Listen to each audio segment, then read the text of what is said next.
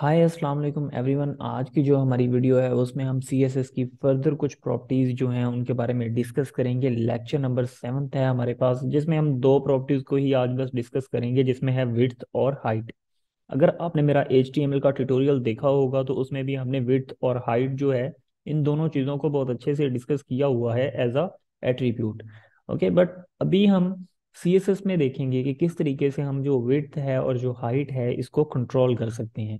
Okay, तो चलते हैं हमारे VS कोड पे और देखते हैं कि किस तरीके से इनको हम अपना जो HTML का पेज है उसमें इम्प्लीमेंट करवा सकते हैं अपने CSS के थ्रू। तो अभी सिंपली मैंने एक HTML07 के नाम से एक नई फाइल बना ली है। तो एक उसका जो हमारे पास स्निपेट है उसको मैं इंपोर्ट कर लेता हूँ और मेटा वाले जितने भी टैग हैं उनको ख़त्म कर देता हूँ। और यहाँ पे हम CSS कोर्स लिख लेते हैं। और उसके बाद अब हम बात करते हैं विड्थ और हाइट के बारे में। तो सपोज दैट सबसे पहले मैं एक पैराग्राफ ले लेता हूँ जिसके अंदर मुझे एक आईडी में पास करवाना चाह रहा हूँ, और आज हम साथ में ही एक जो शॉर्ट हैंड है वो भी सीखेंगे। तो मैं P लिख के साथ में अगर हैश लगाऊं, और उसके बाद में ये बेसिकली हैश हमें पता है कि हमारी जो आईडी है उसको रिप्रेजेंट करता है। और अभी मुझे आईडी का जस्ट नाम जो है वो पास करवाना है, तो मैं पैराग्राफ को जो है ना पैरा लिख लेता हूँ। और उसके बाद अगर मैं टैब दबाता हूँ तो देखें कि पैराग्राफ जो टैग भी लग गए हैं और आईडी जो है मेरी वो भी लिखी जा चुकी है। उसके अंदर मैं लॉरम यूज कर लेता हूँ। सपोज दैट मैं लॉरम जो है वो 40 रख लेता हूँ। और जैसे ही मैं एंटर करता हूँ और कंट्रोल Z करता हूँ तो इतना कंटेंट जो है वो हमारे पास आ चुका है। मैं कंट्रोल S दबा के सेव करता हूँ। उसके बाद मैं गो लाइव पे जाके देखता हूँ कि किस तरीके से अभी मेरा जो HTML का पेज है वो नजर आ रहा है। तो उसके बाद हम विड्थ की जो कुछ प्रॉपर्टीज हैं वो इस पे इम्प्लीमेंट करेंगे। सिंपल है, हमारे पास अभी पैराग्राफ, इसमें हमने कुछ भी नहीं करा।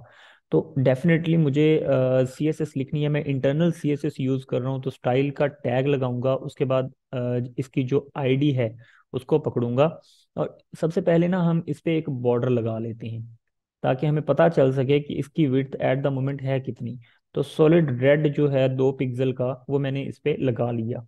ओके, तो अभी क्या है हमारे पास, मैं इसकी जो विड्थ है ना उसको स्पेसिफाई करना चाह रहा हूँ। तो मैं अगर लिखता हूँ ना विड्थ इसकी जो है वो आप कर दें हमारे पास 300 पिक्सल कर दें। और मैंने जैसे इसको सेव किया तो अब देखें हमारे पास जस्ट ये 300 पिक्सल ले रहा है।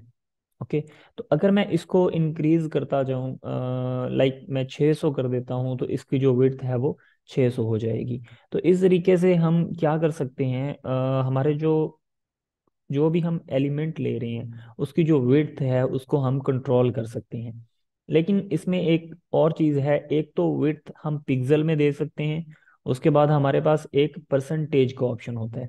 तो परसेंटेज और पिक्सल में फिर क्या डिफरेंस है, तो इनमें अगर हम डिफरेंस की बात करें तो पिक्सल जो है, अगर मान लें कि मैं यहाँ पे 1600 पिक्सल कर देता हूँ, उसके बाद मैं जैसे ही कंट्रोल S दबाऊंगा, अभी आप देख सकते हैं कि मेरा जो कंटेंट है वो आगे निकल गया और नीचे स्क्रॉल बार आ चुकी है। दैट्स मीन कि आप विड्थ जो है वो बहुत ज़्यादा इंक्रीज हो चुकी है।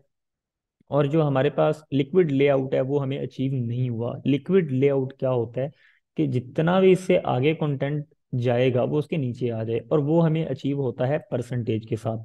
अब डेफिनेटली 100% होता है, इससे ऊपर तो परसेंटेज हम लगाते नहीं है। ओके, तो 100% का मतलब है स्क्रीन जो है हमारे पास उसका 100% आप कवर कर लो। ओके, मतलब यहाँ से स्टार्ट हो जाओ। अब ये स्क्रीन का 100% है, मुझे सिर्फ 50% देना था, तो मैं जस्ट 50% लिखूंगा। और अभी ये हमारे पास जस्ट 50% ले रहा है। ओके, तो परसेंटेज क्या है ये, अब मैं इसकी स्क्रीन अगर छोटी भी करूं, मैं यहाँ पे अगर दबा के इसको यहाँ से छोटा करता हूं, तो अभी देखें जैसे जैसे मैं इसकी जो विड्थ है उसको कम करता जाऊंगा उसी हिसाब से हमारा जो बॉक्स है वो भी छोटा होता जाएगा। उसकी क्या रीज़न है कि जब भी मैंने इसकी जो विड्थ है वो परसेंटेज में दी, उसका मतलब ये है कि स्क्रीन का साइज जो भी रहे, ठीक है, उस साइज का ही तुमने उतने परसेंट लेना है। अभी मान लो कि यहाँ पे हमारी स्क्रीन 100% नहीं है। ठीक है, ओवरऑल मैं बॉर्डर की बात नहीं कर रहा, बॉक्स की बात नहीं कर रहा, मैं ओवरऑल बात कर रहा हूँ कि अभी ये 100% हमारे पास नहीं है ओवरऑल स्क्रीन। तो मान लो कि ये स्क्रीन हमारे पास जैसे आप कह लो कि 80% है। ओके, तो 80% में से ये हमारे पास कितना ले रहा है? 50% ले रहा है। 50 लेगा, 80% में से भी 50 लेगा।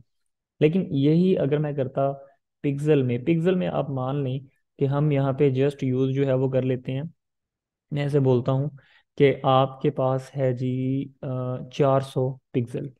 मैंने जैसे ही सेव किया, अभी मैं अगर इसको छोटा भी करता हूँ तो अभी देखें, अभी भी वो अपनी 400 पिक्सल ही ले रहा है। लेकिन जैसे मैं इसको कम करूंगा, कम करता जाऊंगा, अभी हमारा जो कंटेंट है वो हाइड हो गया आगे जाके, लेकिन नीचे स्क्रॉल बार आ गई है, तो स्क्रॉल बार से हम उसको एक्सेस कर सकते हैं।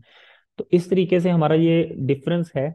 जो परसेंटेज है वो हमेशा अपने पेरेंट के हिसाब से, पिछले बैग पिछला जो पेज है पूरी पेज की विड्थ के हिसाब से वो बताएगा कि हाँ मुझे तो जस्ट इतनी ही चाहिए, ठीक है, जिस हिसाब से भी आप स्क्रीन का साइज जो है वो रख लो। इसलिए उसे हम जो है ना बोलते हैं लिक्विड लेआउट बोलते हैं। ठीक। और परसेंट पिक्सल में क्या है, उसने बोलना है कि मैंने तो इतनी जगह लेनी ही लेनी है, ठीक है, अब आप स्क्रीन का साइज बड़ा रखो या छोटा रखो।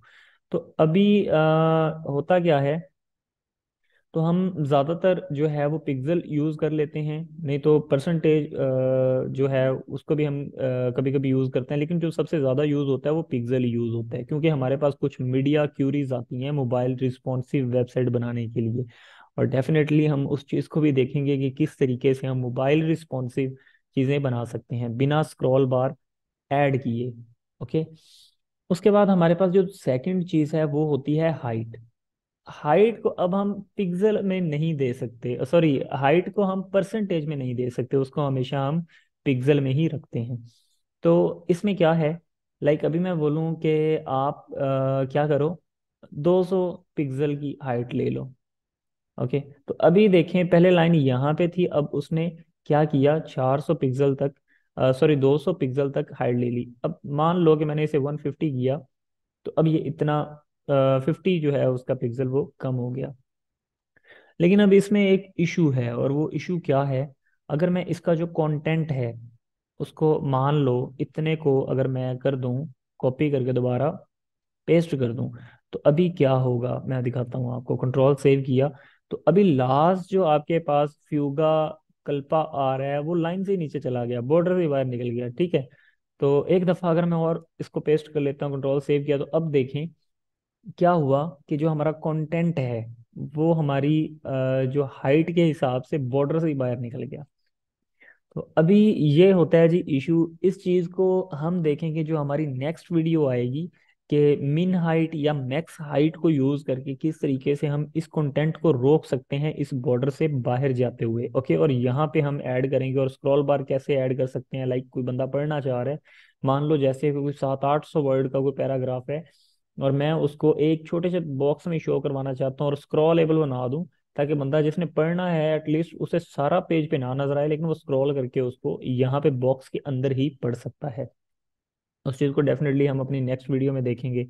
तो आई होप कि हमारे पास जो विड्थ है और जो हाइट है, ये इसका कॉन्सेप्ट क्लियर हो गया होगा। आप काइंडली से ज़रूर एक दफ़ा प्रैक्टिस खुद करके देखिएगा। तो हमारी जो नेक्स्ट वीडियो है उसमें कुछ नई चीज़ें हमारे पास जो हाइट और विड्थ के बारे में है उनको हम देखेंगे।